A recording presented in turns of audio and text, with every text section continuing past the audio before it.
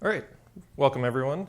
We're giving a talk today called Modern Apple Identity Management Best Practices. So thank you to everyone who stuck around on the last day and woke up early to come do this with us. We really appreciate it. My name is Michael Epping, and I am a product manager in the customer experience team for Microsoft Entra. And I'm Brian Moulton-Grace. I'm a feature PM on the Entra ID platform. So we're going to talk about some of the new and exciting stuff that you can do with identity management on macOS. But before we get into all that, I do want to talk about a brief history lesson. This is a super high-level overview, so I'll probably get some things wrong. There'll probably be some gaps, but bear with me. So at its most basic, identity management on macOS has been fairly old school for quite a long time. When macOS was released, it had this concept of doing things like domain joining or LDAP binding. Frequently, organizations would use this to tie their Macs to something like Active Directory. Apple modernized this a little bit in 2019 with this concept called Kerberos SSO, but fundamentally, they were still kind of using the same technology, which is on-prem directory-based, Kerberos-based. Things got a little bit more cloud-friendly in 2019 as well, when they released a platform capability called Enterprise SSO, which vendors who make IDPs, like Microsoft and others, could adopt to provide SSO capabilities to our cloud services. However, this did nothing for really managing the local accounts on your Macs. So there's been a pretty robust ecosystem of third-party tools, so things like Jamf Connect, Xcreds, there's some other offerings out in the market to really take this Mac concept, which is primarily based on on-prem directories for local account management, and move it over to integrate with something a little more modern, like your cloud IDPs, where you may want to sync credentials or have your users sign in using this cloud-based credential. So there's quite a few options out on the market, but a lot of it does not stem natively from capabilities Apple is delivering. So we have a lot of gaps, and Brian's going to talk about what's happening in the ecosystem to address them in just a moment. But to kind of summarize, we have a lot of problems around local credentials have to be managed either completely locally or through MDM policies, or you still have to bind to an on-prem Active Directory, or you have to use third-party tools that aren't really native to the OS.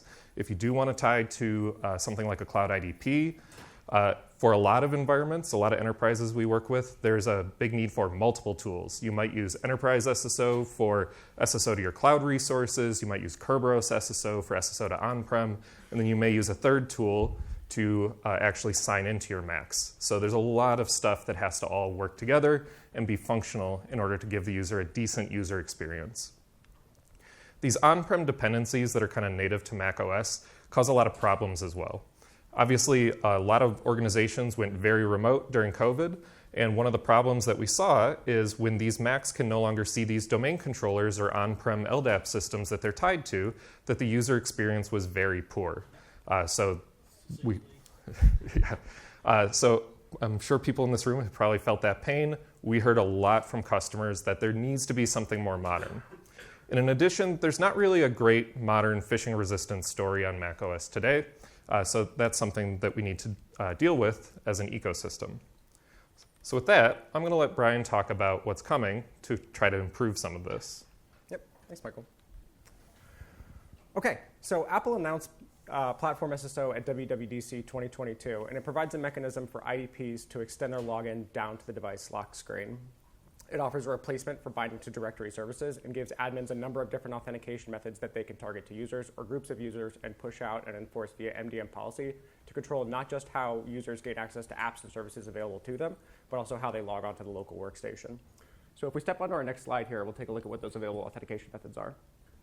OK, so the first and sort of most basic is going to be password-based synchronization.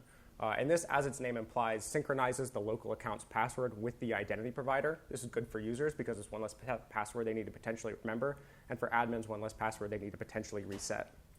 This supports federation, similar to Windows. However, this suffers the drawback that's common across all password-based sign-ins, which is that these credentials are not phishing resistant, which actually sets us up to talk about the other two authentication methods we have available to us, starting with smart cards. So smart card, plug it into the device, peripheral like a USB reader, lets you unlock the local workstation, get that SSO with the benefits of phishing resistance. However, we know from our experience in industry, right, that deploying smart cards in the enterprise has a high cost of operation and ownership from issuance, renewal, revocation. It's complex. Rolling that out takes time, money, and resources. And so while it's a great option for phishing resistance, unless you've already deployed smart cards within your enterprise or organization today, I'd encourage you to take a look at our last option here as well, which is the one I think is sort of like the crown jewel of what Platform SSO has to offer, which is secure enclave-based authentication. You can think of this option as sort of treating the device like a giant FIDO key, where you can unlock the secure enclave with a PIN or biometric through Touch ID to unlock key material within the secure enclave to get you that SSO. The device does still require a local account password in order to unlock it after a reboot, and this is due to how Apple implements Vault 2. But that passcode can similarly still be managed through an MDM profile in terms of managing its length and complexity. And then, of course, if I didn't touch on it, the phishing resistance minus the overhead of smart cards. OK, so let's take a look at how this gets set up. So setting up PSSO is fundamentally going to be a two-step process, and the first step of that is going to be device registration. And device registration is how we establish our device's identity and make it known to our identity provider. And so how do we do that? Let's take a look at a sequence diagram here. Well, the first thing we need to do is we need to collect our IDP's credentials, set them up to our identity provider, such that we can acquire a grant that's going to allow us to call a downstream device registration service. Once we acquire that grant, we'll call into the secure enclave, generate a public and private key pair, take the public portion of that key plus the grant we just obtained in our previous step, and send it up with a CSR, or certificate signing request, up to our identity provider, where we'll validate the grant, parse the contents of the CSR. If everything's well formed, we'll create a record of this device and issue a certificate down to it to store in the Mac Login Manager. And then step 2 of this is going to be user registration. And user registration is how we link the device registration we just created in our previous step with a local user account. And exactly the steps you take here will be variated depending on which authentication method you choose, whether that's password or smart card or secure enclave. So we'll take a look at password sync and secure enclave in today's session. We'll leave smart card aside for now. If you're really interested in it, you can reach out to me on LinkedIn and we can talk about it. OK, so how does password sync work? Well, in this case, we need to collect. Remember, the name of the game here is we want to set the local account password to match the IDP. So we need those credentials. We collect the IDP's username and password, send them up to the identity provider to be validated. If everything checks out, IDP responds in the affirmative. It may issue tokens. In the case of the Entra ID platform, this is the step at which we acquire a PRT. And then the system, seeing that that request was successful, synchronizes the local account's password to match the identity provider, and we're all zipped up. Secure Enclave takes a slightly different flow. In this case, we collect local username and password in order to unlock the Secure Enclave. Call into that, generate a public and private key pair associated with this user, send the public portion of that key up to the identity provider. We'll create a record for it. And identity provider responds back saying, basically, this process is done, and user registration is complete. In the case of Entra ID, we then go on, in steps not shown in this diagram, to acquire a PRT using a combination of signing across the device and user credentials that we created in the previous step, using that private key material. Other IDPs may implement this differently. This is how we do it. OK, so let's take a look at what the end user experience looks like as you set up Platform SSO. And before we click play here, this video is going to run pretty fast, so let me sort of set the stage of what's already happened and then what we're going to see in this video. OK, so in this case, we have a brand new out-of-the-box Mac. We've already created a local account, and we've downloaded the company portal application, which carries the enterprise SSO and PSSO extensions within it. In this case, we see this user has been targeted for secure enclave-based authentication, and we're seeing this notification in the top right corner here that registration is required as a function of that MDM profile being pulled down. So the thing I want to sort of touch on here is that it's the operating system. It's not company portal calling notification center to send this notification up there. It's macOS that shows this notification as a function of that profile. We, as an identity provider, can skin this, right? We can change out the iconography to match our branding. We can provide some localization of its strings contents. But the operating system is going to be in charge of when that notification is shown and when it is re-shown in the event that a user dismisses it because they've chosen not to action it. OK, so we'll see the user click this registration. They'll then be prompted for their local credentials to authorize changes to the device. This is going to be their local account password. We'll then pop open an authentication dialog to the identity provider where we'll acquire that grant that I mentioned that's going to allow us to do device and user registration. In this case, because it's secure enclave, that's going to happen all as part of one single gesture, not really much user interaction required as part of that. And once this process is completed, we'll have a hardware-bound, secure enclave-bound credential that we can use to get SSO across all the apps and services that are available to us. And so you'll then see this user navigate into the system settings application, where they will enable the company portal application to act as a passkey provider because that credential can be used in servicing WebAuthn challenges exactly like a passkey. So let's go ahead and click play here, and we'll see all that happen. Clicks the notification, unlocks the local system to authorize changes, navigating up to the IDP. In this case, we're performing a passwordless sign-in with multi-factor. So we're acquiring that grant that I mentioned that's going to allow us to call that device registration. That's what's happening right here in the background. Device registration, user registration is happening. We're getting that hardware-bound credential. And now we're navigating into the system settings to allow it to be used in WebAuthn challenges. The thing I will call out here is that this does currently require end users to take this step. There's no way to toggle this today via MDM profile. Try as we might, we've asked for it, it's not come yet. We're hoping Apple gives us some support there. OK, so I mentioned you could use this credential in WebAuthn challenges. So we'll take a look at a high level of how that works. And don't be intimidated by this. There's a lot of steps on here. For end users, though, the experience is really easy, and you'll see that too. OK, so how's this work? Well, an application, when it launches, is going to need to call some downstream API or service in order to do something useful. And on an initial call, you can imagine we don't have tokens yet. And so the service would say, no, you need to drop into your authentication scenario, go get some tokens, and come back for one unauthorized. And so that's exactly what happens here. We trigger the PSSO broker to request a nonce or a string of random data from our identity provider. It sends it back. User has to unlock the secure enclave with a PIN, passcode, or touch ID. We sign the nonce with that private key material and send the signed nonce back to the identity provider for its signature to be validated. If everything checks out, it's well formed. Identity provider responds back with tokens, access tokens, ID tokens, refresh tokens. Broker is going to hang on to that refresh token, pass the ID token and access token back to the calling application, and then in turn the application can send the access token in its request down to the downstream service in order to do whatever it is the user needs them to do. The thing to emphasize here, though, is that the key material never leaves the secure enclave. It never enters into app space. It's never going over the wire.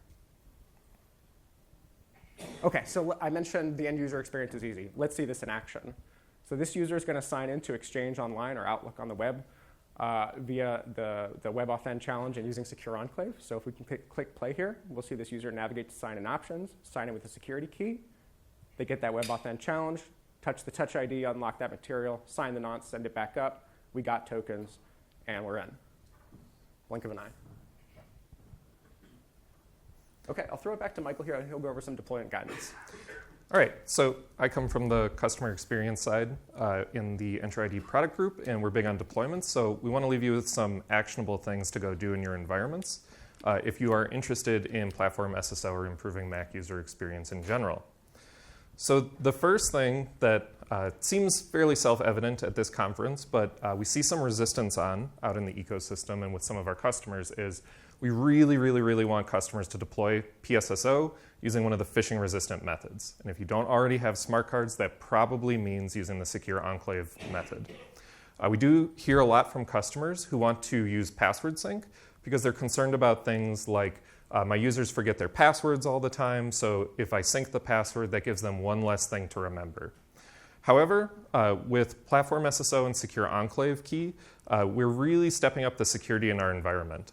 So if you think about zero trust, we have this concept of strongly authenticating the user, strongly authenticating the device, making sure that we have signals about the user and the device and the hardware-backed nature of those credentials that we can use in our policy decision-making before we give users access to downstream apps and services. When we use options like Smart Card and Secure Enclave Key, we can make much better decisions about giving users the appropriate access, whereas password is really just there to simplify the user experience. So we do understand that some customers do have an interest in making sure that that password experience is not horrible for the end user, and there is still like a local memorized secret on the Macs. So one of the things that we want customers to consider is simplifying some of the local PIN and password requirements on these Mac devices, similar to how you might manage Windows Hello for Business pins or the device pins that you have on iOS and Android devices. And so this can initially make some people's skin crawl, but I really want to impress upon people that this password is not being sent over the wire. It's used as a hardware-backed memorized secret to authenticate to the secure enclave, and it's the private key in the secure enclave that's used in these WebAuthn flows to do the actual authentication. So this PIN is generally much, much stronger than a password. So because it is hardware-backed and shouldn't be traveling over the network, we can take steps like making it a little bit simpler so that we can alleviate some of those user experience challenges that we worry about with the password sync methodology or other password-based options. And so when we talk about simplification, there's a few things to think about. If you do land on the password sync method, we do recommend thinking about either matching up your MDM password policies or removing them entirely, because if they get into conflict with the IDP's password policy, your user's not going to have a good time and they'll basically potentially brick their Mac because you can't set the local password. But if you do follow our guidance and go with the secure enclave key method, we do think that you should consider, with a couple caveats, making that password policy more similar to what you do for Windows Hello for Business or for those iOS or Android devices. And so just for an example, some of the common things that we'll see customers set for Windows Hello for Business is those pins will be 6 to 8 characters, numeric only can be allowed, and then the big one, if you're worried about users forgetting this credential all the time, is no expiration. Again, if it's hardware-backed and not traveling over the wire, we don't necessarily need to expire it all the time on the same schedule as you might do password rotation in your on-prem AD environment if you still do that. I do want to call out one caveat here, which is we only really recommend following this guidance if you also block some of the remote management protocols on those Macs. So blocking things like SSH, using the macOS firewall, and any of the other remote management ports, because those can be ways to use those passwords in some nasty attacks if you have direct line of sight to those devices. So we do recommend pairing this up with blocking some of those management ports and managing your Macs through some more modern methodologies. Okay. The next thing you'll want to do is you'll want to make sure that the apps you deploy to your edge devices can support platform SSO from the perspective of getting SSO and device identity. So let's step in here. So apps that you deploy on your end devices are going to fall into one of these 3 buckets we'll introduce here. And the first one is going to be broker-aware applications. And these are applications that essentially take a dependency on a client authentication library provided by an identity provider. In the case of the Enter ID platform, this is MSOL. It has built-in IPC capabilities such that applications that call the acquire token function on it, it can phone out to the broker, get those identity artifacts on your behalf, and bring them back, and then send them off to the resource for you. And you get those benefits sort of built in as a function of that library. The second bucket here is going to be non-broker-aware applications that, because they're using Apple's APIs, NSURL session or WebKit, in order to do their outbound network calls to whatever remote services or APIs they call, the platform SSO broker can effectively sort of front-run those on behalf of the operating system, bind credentials to them for IDP URLs, and handle this for you. Similar to that first category, this is all sort of the happy path still. And then finally, we have this third category of apps that do neither thing. So they're not integrated with a identity client library. They're not making use of NSURL session or WebKit. And so they're essentially blind to this extension and operate outside of it. And so in this case, your options for authorizing and authenticating users in this context become much more limited. Google Chrome is the classic example of this, where it's effectively invisible to the platform SSO broker unless you install an extension in order to elevate it into one of these other buckets. And so in those cases, you may have to forego SSO and navigate users to the identity provider in order to authenticate them there. Or better yet, reach out to the ISV's line of business developer or vendor that produced that application and work with them in order to troubleshoot, make the necessary changes in order to bring it into compatibility with this model. Okay, and one more thing I'll leave you with here before I pass it back to Michael is upgrade your devices to the latest version of the operating system. Today, this is 14 Sonoma. But as I mentioned earlier, Platform SSO was announced at WWDC 2022, back when macOS 13 Ventura was the in-market version of the operating system.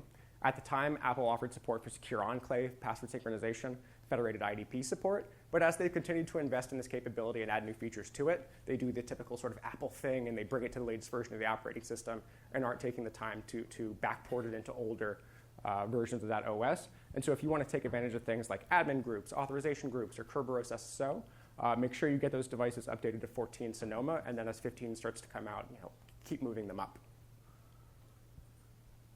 Okay, I'll toss it back to Michael. All right, I'll leave you with one more practical piece of guidance. This one may seem like I'm kind of plucking it out of thin air, and it may seem a little bit random, but we actually see this as a huge blocker in a lot of customer environments. So Apple has some very specific rules around TLS inspection as it pertains to their SSO framework. So their SSO framework is built into their platform, and vendors like us just sit on top of it. So we do need to make sure that we follow their requirements. We've documented this on our side. Apple's documented it on their side. But we still see this in the wild a lot, where customers are doing TLS inspection on a few specific Apple URLs that are known to break all of this SSO stuff that we talked about if that's in place. So what we want to do is we want to make sure that if we are in our environments, we're working with customers, if we're in a kind of a consulting role, that we make sure we check for this. It's actually the top driver of support that Microsoft sees for our own implementation of Apple's SSO framework.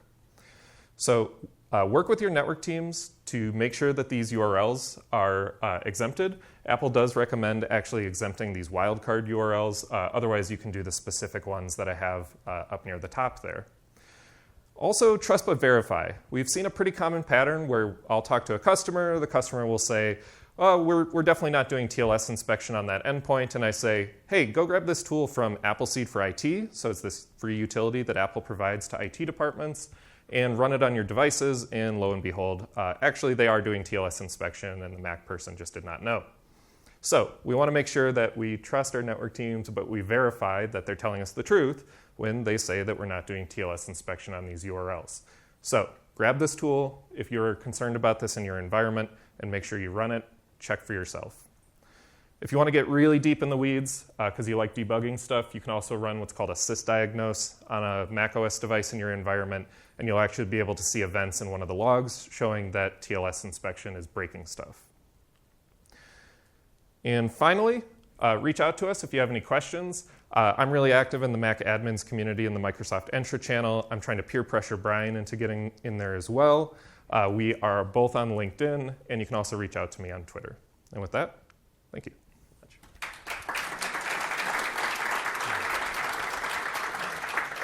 How are we doing on time? I think we have 3 minutes if anybody wants to ask questions. When you were registering the device, you showed turning on passkey support for the company portal app. Yes. When you were signing in to Office Outlook on the web, which was used, the passkey or single sign-on? In this case, that was the passkey that was used. Yeah, so the question was, when we're signing in, are we using the passkey or are we doing single sign-on? In most environments, like 99% of the authentication will actually just flow through SSO, and it won't be user interactive. But if the user does land in an interactive authentication flow because their user risk has gone up or their admin said you need to do a fresh sign-in, if they land in one of those interactive flows, they'll be challenged for the passkey interactively. Great. Is this included in our E5 license? Yes, there's no additional license cost for this from the Microsoft side or the Apple side. Can temporary access pass be used to bootstrap those instead of just having a synchronized password? Yeah, the requirement, especially if you're using the secure enclave key method, at least in Microsoft's implementation, is you must do some form of strong authentication. So any MFA method, temporary access pass, passkeys, now that those are available, things like that. Are you able to do a passwordless with FileVault? I know you've mentioned it, but I didn't quite understand. No, there's some user experience limitations around FileVault. We have talked to Apple about it. We're really encouraging customers to also talk to Apple about it if you have a relationship with their reps. I think there's a lot of room for improvement in a couple of the user experience things. If anybody doesn't know, Apple's big conference is in like a week or two. So we're really hoping to see some additional changes. So your passkey in this case is Correct. So it meets the requirement for the current Entra passkey primary law, right? Yeah, in this credential that's bound to the secure enclave of the device, we basically treat as equivalent to a Windows Hello for Business credential. Okay.